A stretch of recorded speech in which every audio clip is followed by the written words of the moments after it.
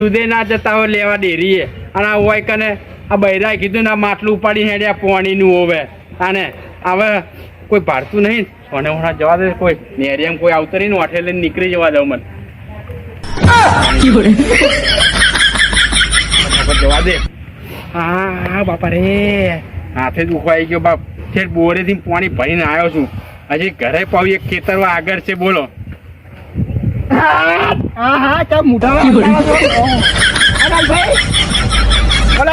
લાલભાઈ આ ચા મોટા અંધારો છો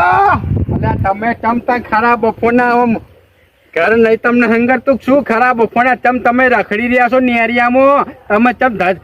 ઘરે હુઈ જાવ કે આરામ કરો કે ઘેર અને માટલું લઈને જોઈ અડ્યા